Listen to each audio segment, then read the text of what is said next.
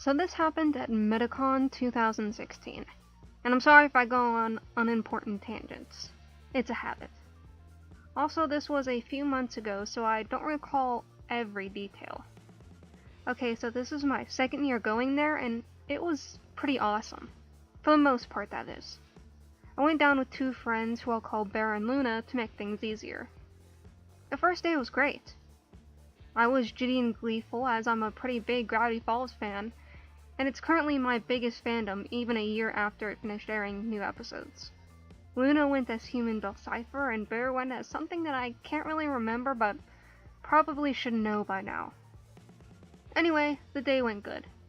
Brought some stuff, took some pics, some awesome cosplayers, and even got a signature from Jessica DeSico, the voice of Giffany from Gravity Falls and the Flame Princess from Adventure Time. The next day started off great. Luna and Bear were dressed as Byakuga Togami and Chirio Fushizaki, respectively from Danganronpa. I was running around in my Bill Cipher foxy fur suit like the special snowflake that I am, until I ended up trashing part of it by tripping up the stairs. Not a big deal. I was getting a headache from the heat anyway, so I ran back and changed to my Makoto Neiji cosplay to complete our Dangan squad.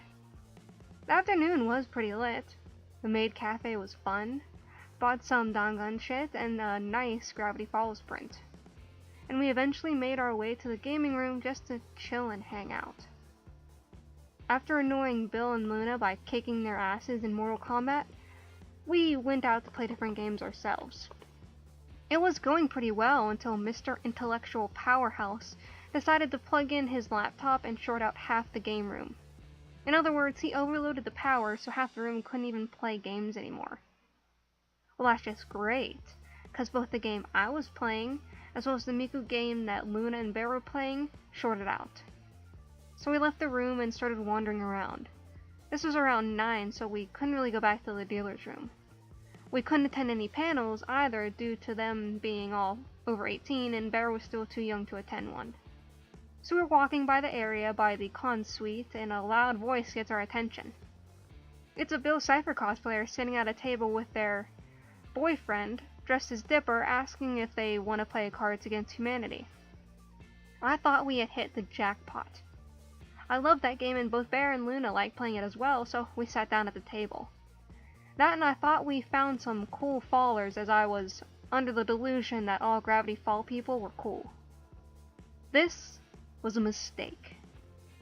Aside from the Bildip couple and my group, there was this guy sitting next to me whom I'll call Hope Buddy, his sister who was there on and off, and a clueless Ruby Ren cosplayer with a friend, and there might have been a few others, but I can't really remember.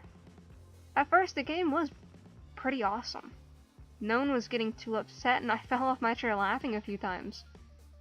All of us, except for the Bill Cipher, who seemed to be comically upset with every card sent to them, especially if they were related to Pringles. So me and Hope Buddy took advantage of that and played the Pringles card to see their reaction, and it was pretty entertaining for a while. However, after a little bit, I started talking Gravity Falls with Bill and their boyfriend, mentioning how awesome Journal 3 was despite not deciphering every code. They then go on and on about how they deciphered every code in the journal the day it came out, basically berating me for not being as hardcore as they were. I'm sorry I was out of town the week it was released, and haven't gotten around to deciphering 3 different types of code that are present in a 250-page book. So after that, I basically shut up about Gravity Falls to avoid them getting another emotional outburst. And did I mention how loud this person was?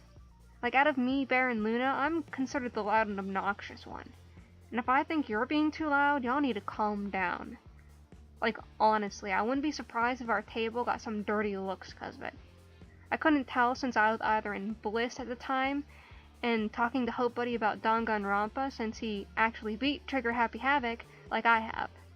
I have this weird thing where I get super positive at cons.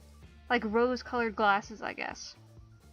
So the more rounds I played, the more hostile this Bill cosplayer seemed to get. They weren't just going after like pleb followers like me, no, they were berating the Ren cosplayer as well as another player for no real discernible reason aside from Bill not liking the cards and not thinking they were funny. I was even yelled at for being on Team Instinct because of some dumb thing I said earlier. I don't even play Pokemon Go. There was also this bullshit about Bill thinking that they're the biggest 90 kids ever despite being born in like 1994 or something. However, looking back at this, I think the most disturbing part was how they treated their Dipper boyfriend, whom I later learned was engaged to wed this crazy person. Now, it's one thing to playfully make fun of your friends. It's another thing entirely to berate your boyfriend in front of a bunch of strangers, constantly. Like, every time he fucked up with a card or missed a social cue, Bill would berate him. Like, honestly, this was fucked up to me, as he seemed like a really sweet guy, but it appears like he was stuck in a relationship with a borderline verbally abusive psycho. He looked like he was whipped too, which was making things worse. Like some fucked up Bildip fanfic, but in like real life. You know, the type where Dipper is basically abused in the relationship?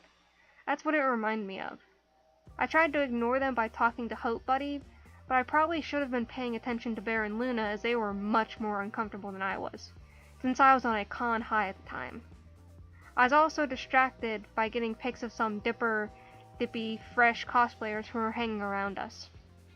I was probably around like 10:30 when I was getting a little bit hungry, so I said I'd be back in a bit and headed off to the con suite to get some ramen to hold me over.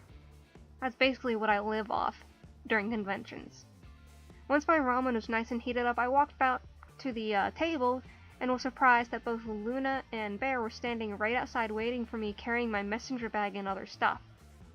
I asked them what's up and they told me the game was over. Sure as shit, I looked back and all the players minus the Bildip were either gone or were in the process of leaving. So I started heading back and I asked Bear what happened, since she was sitting pretty close to Bildip. She said she tried talking to the Bill cosplayer and addressed them as she. Keep them in mind that this person was obviously acting feminine, appeared feminine, and their boyfriend was obviously male. Basically, most people would assume this person was female. So after that, Bill flips the fuck out about how offended they were and refused to play the next rounds to Steam, acting as if Bear purposely meant to offend them. Now, Bear's like the nicest person I know, so this is bullshit. It didn't help that Bear felt really bad the rest of the con because of that mistake that quite easily could have been avoided had Bill not been such a dick. I also found out that my group and I were the only reasons why Hope Buddy and Ren and the other players stuck around so long. Once I thought I had bailed on the game, they left. So after all that BS, we headed back to the room, took turns reading My Immortal to forget whatever weird shit that was.